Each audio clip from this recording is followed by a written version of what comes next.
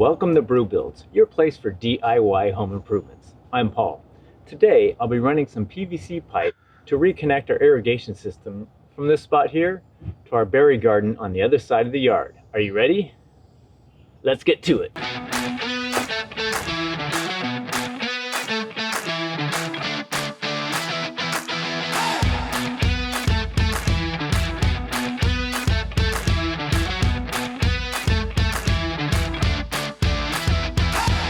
I had to dig up the PVC pipe that went to our berry garden because it needed to be moved for our new patio. Well, spring is here and it's time to get this reconnected. Tools and items needed: PVC tubing, a Sawzall and/or tubing cutter, PVC primer and cement, an assortment of tees, elbows, and adapters, a pickaxe, a trench shovel, 150 grit sandpaper, a file, a towel, and some gloves. So there's an existing irrigation line that runs about 18 inches away from the fence, so I'll be trying to follow the same path as that one. With the garden line for the berries, I need to actually tee it off on this side because we have some raised garden beds. Then I'll be installing a third line that will be for our patio plants. I just kind of need to figure out where I'm going to put that one. On the brew scale, technical ability, I rate as a novice. You will need to be able to dig dirt, then cut and glue PVC tubing.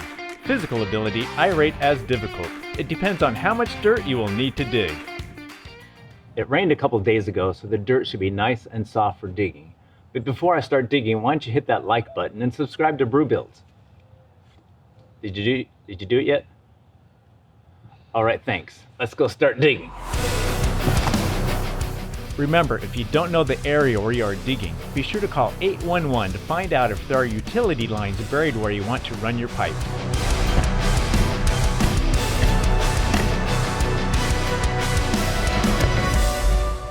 And I'll be digging down about 6 inches to bury the PVC pipe.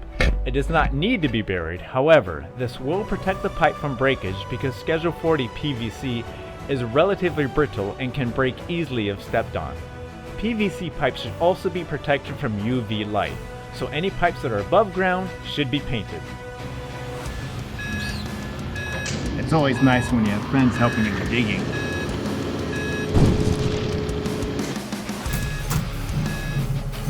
Hit that like button and subscribe to Brew Builds.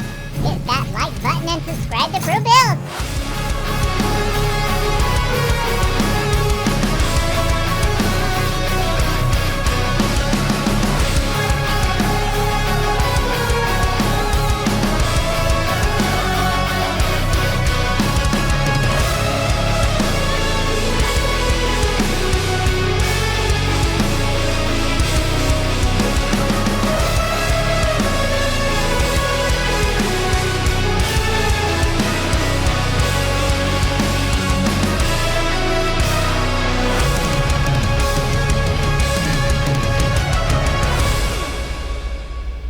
We interrupt this program for a special report.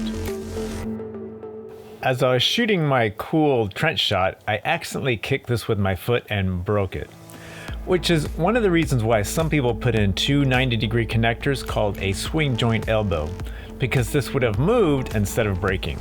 But hey, it's a bonus for you. I'll show you a quick fix-it tutorial before I continue on. Grab a large screwdriver or chisel that you can wedge inside of the broken pipe. You should be able to catch the screwdriver on an edge and rotate the broken piece counterclockwise. Once it is loose enough, unscrew the broken piece with your hand. Once you have it out, clean out the threads as much as possible, removing any old Teflon tape and dirt. I have this 6-inch riser in my irrigation box that I will use. It has the two swing joint elbows I mentioned earlier that will prevent breaking. But one of the reasons I don't use them is they're not watertight and roots can grow into them over time. So I'll remove these and just be more careful when I'm recording. Turn the water on for a few seconds to clean out the pipe before attaching the riser. I will need to add some Teflon tape to these threads before screwing it in. Now these plastic risers can basically just be hand tightened. And the riser that broke only had a cap screwed on it. It was just another spot for me to add some drip lines when needed. So I'll just be replacing the cap on this one as well. So just get it nice and tight with your hand and it shouldn't leak, and all fixed. This has been a special report. Now return back to your program. Now that the trench is done, I'm going to start preparing the PVC pipe and connections. Now, some PVC pipe you can connect directly to each other without the use of a union. That is what is known as a bell end, compared to just a straight standard end. Now you want to make sure that the ends are nice and clean, so I'll be taking a towel and water over these to clean them up, as well as probably some light sandpaper. If you have any burrs or a rough end, and if it's not perfectly flat, you want to take a file to that first. Now, let's go lay these pipes down.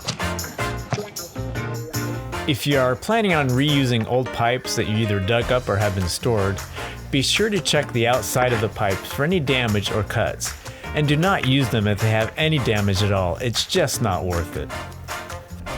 A tip when cutting off old tees, valves, or special adapters, try to leave enough pipe so you can reuse it by just adding a union or an elbow. Here's an example of not leaving enough space on one end. This one has a reducer in it, so with the sham I'll just have to toss it. Clean the inside of the pipes by spraying water through them, because you need to remove any dirt or debris that can later clog a sprinkler or drip nozzle. Make sure the ends are square and not at an angle. The pipe needs to fit into the union so it hits the stop in the middle evenly around the entire end of the pipe. If they are not square, recut them using a tubing cutter or saw. If necessary, deburr any rough edges with a file and go over the end with some fine 120 to 150 grit sandpaper. Then wipe down with some water and a towel. To keep the ends clean, put down a small piece of wood, a brick or rock or even PVC pipe and rest the pipe on top of that. I'm going to cut out the last section of the existing fence line PVC pipe and flip it 180 degrees. Then add a new piece of 3/4 inch pipe to extend it. That way it'll be in the garden area when it converts to the drip system. Now I should be able to reuse most of it, adding an adapter to go from 3/4 inch to 1/2 inch and then to the drip line. But before you cut any pipes, make sure that your sprinkler system is turned off so you don't get any surprises. After you have the pipes laid down, what I like to do is lay out all the T's, elbows, unions, adapters, just to make sure that you have everything needed. Here are all the connectors laid out for the 3 lines that I'll be adding in today. For example, this is the T going to the raised garden beds. I'm adding a shutoff valve so I can turn this side off if needed. Then the 3 unions to connect the 3/4 inch pipes. On the last union, I'll connect the existing pipe that converts it to the drip system. Now once you're certain you have everything, then you can start to glue the pieces together. You never want to be short just one elbow. And I like using the Christie Red Hot glue and purple primer. There seems to be somewhat of a debate about using primer with PVC tubing. In fact, on Christie's own website, they show them using the Red Hot blue glue without using primer, but that is not a low pressure system. And actually, I've never had a irrigation joint fail on me because I didn't use primer. And using too much primer can actually cause a weaker joint, because what happens is primer is a solvent, so it soaks into the plastic and makes it softer. And then when you add the glue, that will help penetrate the plastic and make it stronger, more sealed joint. But if you put too much primer in, it can seep past the joint and then it'll weaken the plastic. So if you put this in here, it can puddle in this area here and it can weaken the plastic in this area because it seeps into it. So if this ever gets stressed, instead of the joint failing, it may crack right past the joint. And like I've said, I've never had an irrigation joint fail on me because I didn't use primer. If it fails, it'd be for some other reason, like it wasn't a square edge or wasn't enough glue, or the glue that was used was like jelly. However, most codes require you to use primer, and that's why they have the different colors. You have the purple for primer. There's actually some clear primer, but this is so the inspector can see that you use primer on your joints. And I'll definitely be using it indoors or anything that need to be potable water. Now, all that being said, I'll be using primer and glue on the joints I'll be doing today. And if I have enough time at the end of the day, it's a few extra connections, I'll go ahead and glue some up with primer and without primer, and we'll see which one fails first, all right? But let's get back to the irrigation. You want to apply enough primer to get the surface wet. Don't let it puddle and don't go past the fitting stop. With the primer, the directions recommend doing the socket first, then the pipe, then the socket again. Then apply the solvent cement to the pipe first, then the socket, then the pipe again. But make sure you don't brush it into too thin of a layer. Immediately attach the two pieces together. Make sure that you have the fittings aligned in the proper orientation. Hold for a few seconds and be aware that the fittings may want to push apart from the pressure created from the glue. Repeat these steps again for all the connections working yourself down the line.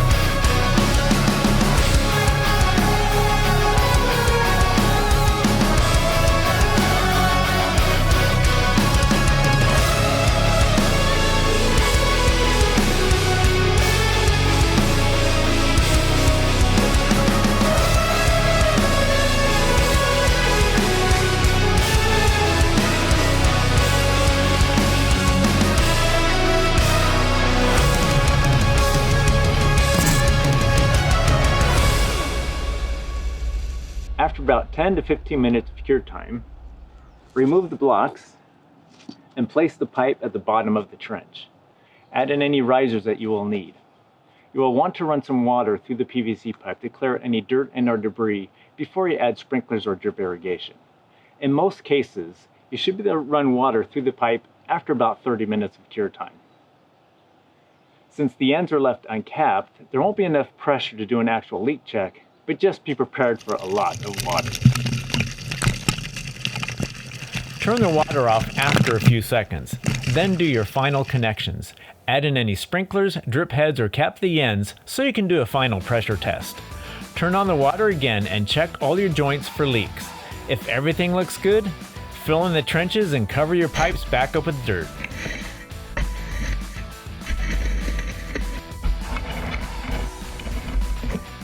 Alright, there's just one more step that you need to do, and that's subscribe to Brew Builds, hit the like button, and share this link with your friends.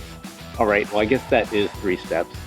Also, if you want to see the video where I did the comparison of using primer and not using primer on a PVC connection to see which one would fail first, check out this link here.